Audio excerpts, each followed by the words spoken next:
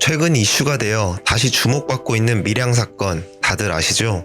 2004년에 발생한 충격적인 집단 성폭행 사건인데요. 경상남도 밀양 지역 44명의 고교생들이 울산에 사는 한 여중생을 불러 1년 동안 지속적으로 성폭행한 사건입니다.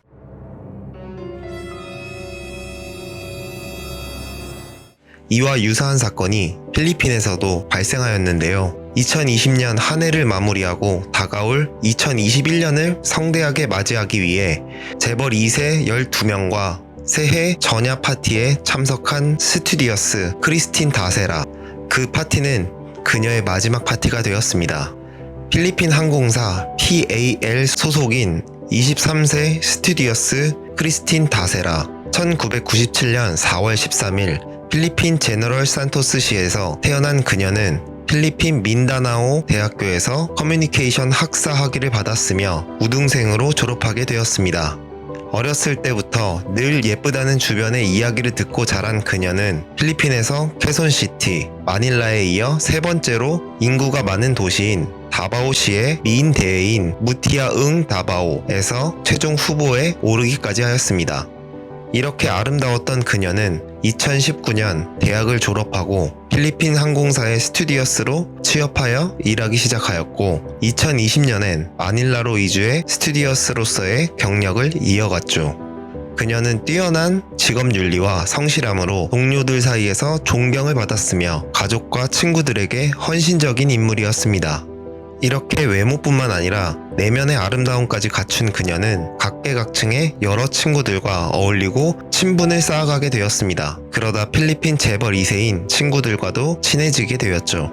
2020년 12월 31일 다세라는 재벌 2세인 로멜, 그레고리오, 존 이 3명의 친구들과 새해 전야 파티를 즐기기 위해 마카티시티의 시티 가든 그랜드 호텔에 함께 체크인하게 되었습니다. 그런데 그녀는 체크인하고 처음엔 당황하게 되었습니다. 이 3명의 친구들이 자신들의 또 다른 재벌 2세 친구 9명을 이 파티에 초대한 사실을 알게 되었기 때문이죠. 이들은 다세라 친구들의 친구들로 이날 처음 만난 사람들도 있었죠. 활발하고 사교적이었던 그녀는 처음엔 당황하였지만 곧 이 친구들과도 금세 친해지게 되었고 추가 합류된 9명 포함 총 12명의 재벌 2세 남자들과 전야 파티를 즐기기 시작하였습니다. 역시 재벌 2세들답게 같은 층에 큰 방 2개를 예약하여 이 방 저 방을 옮겨 다니며 술을 마셨고 이로 인해 파티를 즐겁게 즐기던 그녀의 모습은 호텔 복도 CCTV에 전부 남게 되었습니다. 그녀는 와인잔을 들고 복도를 뛰어다니고 취해서 한 행동인지는 모르겠으나 남자들과 키스도 시도하였죠.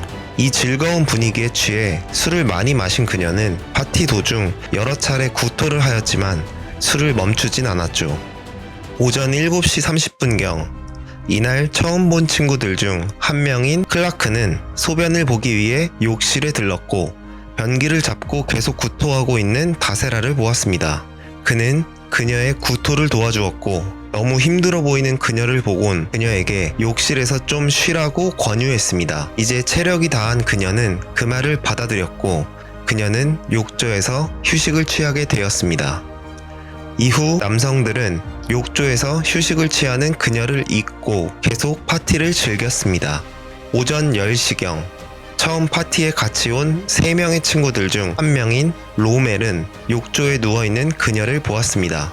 그 모습을 보곤 뭔가 평소와는 다른 꺼름칙한 기분을 느꼈고 다세라를 깨워보았지만 그녀는 이미 숨을 쉬고 있지 않았습니다. 이후 호텔 직원들과 친구들은 그녀를 병원으로 옮겼지만 결국 사망이 확정되었습니다. 여기까지가 친구들이 증언한 내용 그리고 CCTV 확인으로 종합해 보았을 때 그날의 일기입니다.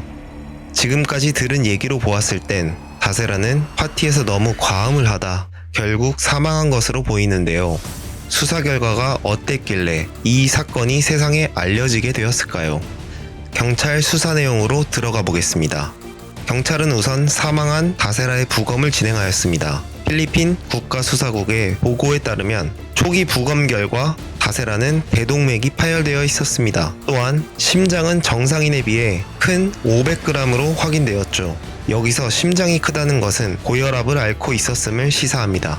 경찰은 DNA도 분석했는데요. 다세라의 속옷과 침대 시트에서 DNA 분석이 이루어졌으나 다른 DNA는 발견되지 않았습니다.